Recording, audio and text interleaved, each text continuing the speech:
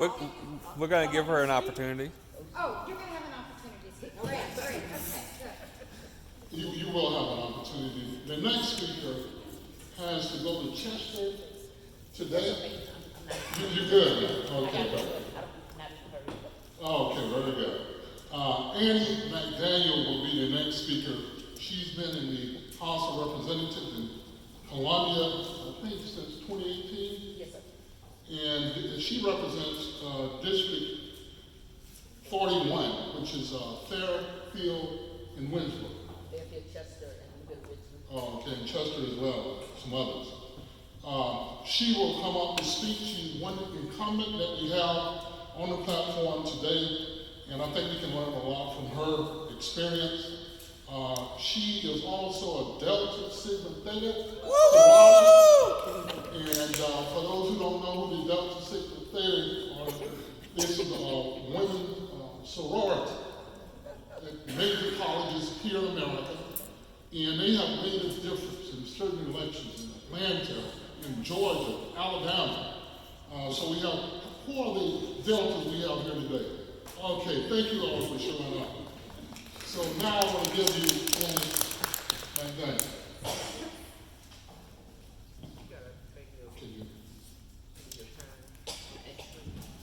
Thank you. Good morning. Good morning. First, let me give honor to God for me being here.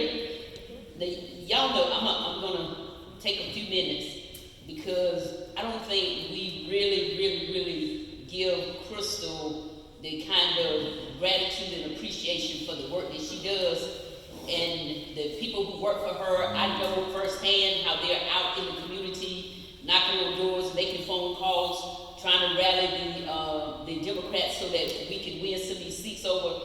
So she needs to be encouraged so she can keep strong and she can keep going. So let's give her a real thank you for what she's doing.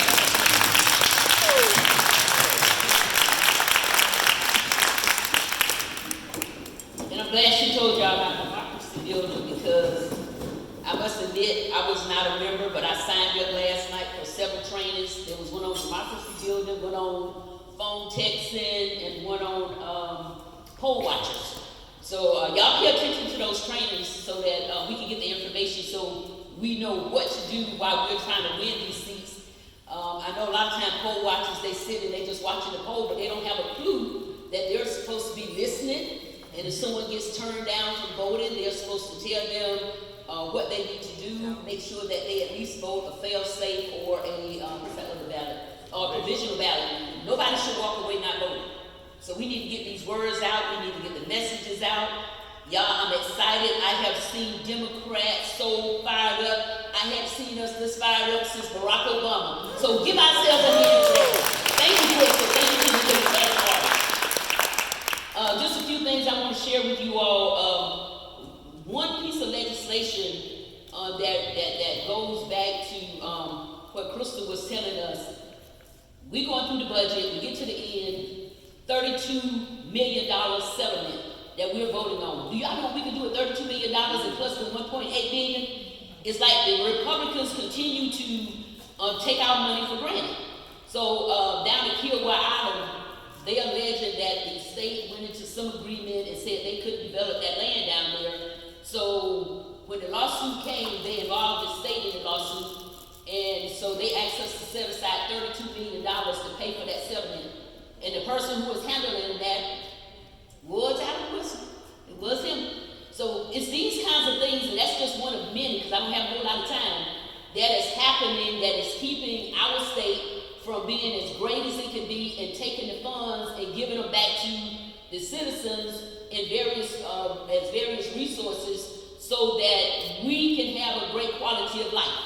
What I'm experiencing is that we're trying to build a wide gap between the have and the have-nots in this state. And y'all know that is not good. That is not good. We need to have a state that is thriving, and the only way this state is going to thrive is that we keep bringing Democrats to the table because Democrats care, and Democrats make sure that people are taken care of and not politics. So we need you all to, and I'm going to keep saying it, we need y'all to get folk out and vote. I'm just going to add a little bit to what Crystal stated. Once you finish getting your number, then we need you to start thinking and planning the 2 weeks before election, the early voting. We need you in the parking lots, directing people to the closest precinct. We need you in the barber shops. We need you in the beauty shops. We need you in the shopping stores, striking up those conversations. How do you feel about what's going on in politics? If they get ugly and nasty, just kind of walk on the way. But if they want to have that conversation, share with them what Democrats do and how Democrats care and how at the State House we have such a narrow margin that as we can't get legislation passed, we have to fight to keep away, as Crystal stated earlier, bad legislation. Legislation that want to tell women what to do with their bodies, want to tell the school boards what to do with public education. Everything under the sun except what we are put there to do. And most of those people who are putting these bills up, those are not their fields. They're not experts in those areas. But they have this little hidden agenda, or either they're being directed from somebody up north or out west that's telling them this is the bill that we want you to put up. And who's going to be negatively impacted? Us, our children, our grandchildren. And we don't want that, do we? No. So we need you all to get out and vote. Another thing, if you can get, Crystal, I don't know, the inactive voting list. Good. So we want to start going on getting those people active so that when they go to the polls, they're not discouraged. And I've been asking since we appoint election commissions that we tell them, do not start changing precincts 1 week before the election. Because when people go to the polls to vote and they realize they're in the wrong place because they weren't notified, sometimes they get frustrated and go home. As was stated earlier, every single vote matters. And you can win an election with 1 vote. So don't let nobody fool you that cannot happen. We got a lot of people who do not like the course of where this state is going, where this country is going. But who can fix that?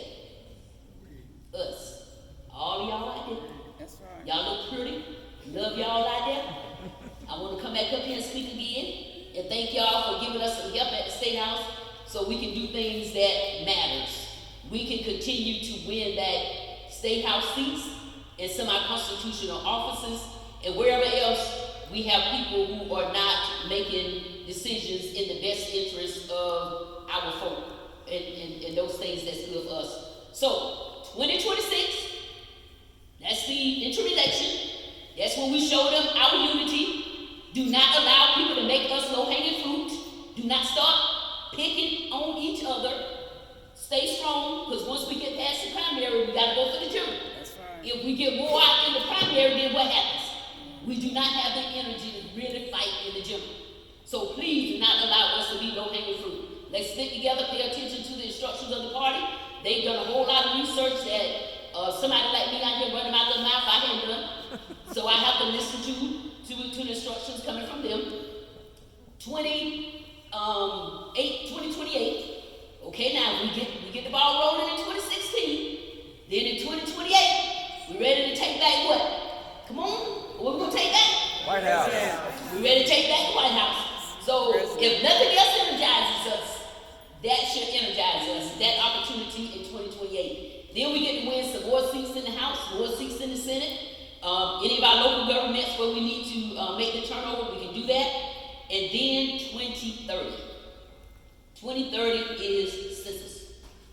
If we don't have the right people at the State House, where the lines are drawn for the legislature, where the laws are made, they will draw those lines, gerrymander them. Y'all familiar with Senator Fanning, right? Yeah. They got upset with Senator Fanning because he didn't play with them. He jumped on the table over their heads, he didn't care. He fought the legislation, kept it down there till midnight if he had to. They redrew the lines, messed his district up. But his tenacity caused him to lose by only 29 votes.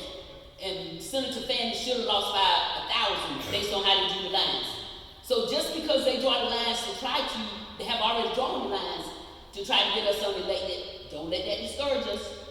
We can still go out there and fight and win these seats. And then in 2030, we have the right people in place to make sure that the lines are drawn more fairly. Now, I said quite a bit, but I do like questions. How many minutes I got? I got question and answers after everybody speaks. Oh, questions and answers after everybody speak? Okay, well, let me make sure I covered everything on my list. And, if you're a member of a church, just to take things a little bit further, we want to ask that you ask your church to do a civic engagement ministry. Why do you want to do that? Glad you asked. Because that's where most people come together in several different places, particularly on Sunday and Wednesday for Bible study.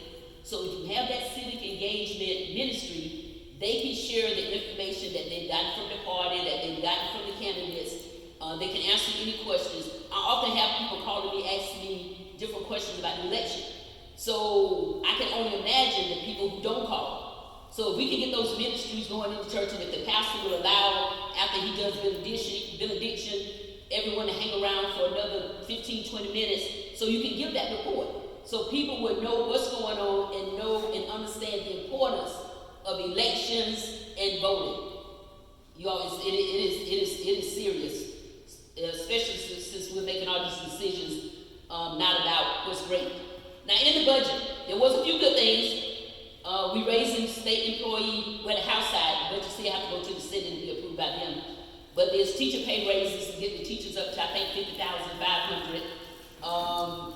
The tax cut, y'all have to look at that tax cut, because what it does is people who make $30,000 and under who didn't pay taxes because their income was just so low, those people are going to pay.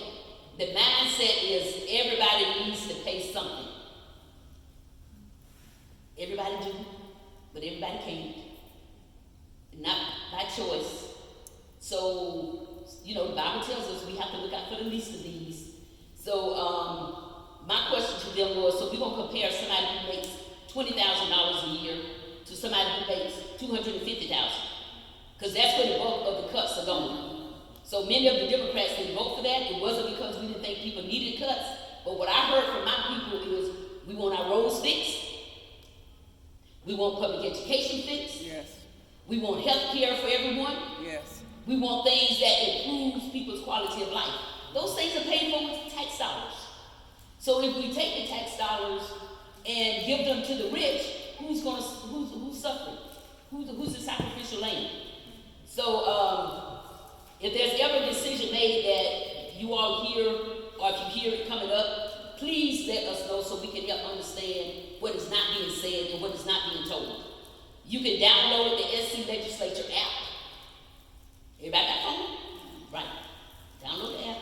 So while you're riding along in your car, you can not listen to that whatever you listen to, and turn on the State House and listen to some of our debates. Listen to some of the committee meetings. And speaking of committee meetings, when the subcommittee meets, that's when you all can come speak up. And we need people to come and share their thoughts on legislation. Sometimes if the other side don't hear from us, they think that we're in agreement, right? So when we can, if you can't make it down there, because I know parking is terrible, you can write letters, you can make phone calls, send them to the committee chair. Sometimes you can send them to everybody. But the committee members, at least, you need to make sure that you send the letters to them and let them share how you feel about legislation that is coming up. Make sure that people know serving, you don't have to be an elected official, but we definitely want you, as Crystal stated, to help us change the trajectory of the State House. But there are a lot of boards and commissions we need you to serve on. This governor probably have more vacant boards and commission appointments than any other governor. And if I was running for governor, I'd be running on that. But I don't know why he's choosing not to, but how can the boards and commission agencies do what they're supposed to do when they don't have people on it?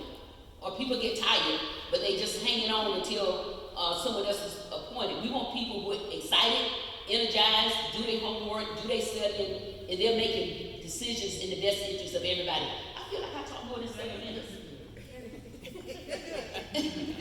Huh? One more minute? Oh, okay.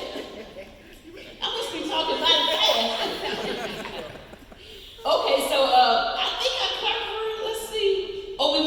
support your candidates. And I know you want to know how do I support my candidates in 30 seconds. You can volunteer on the campaigns. You can give money. You can volunteer with the Democratic Party. You can do anything to make sure Democrats get elected. So y'all excited? Yeah.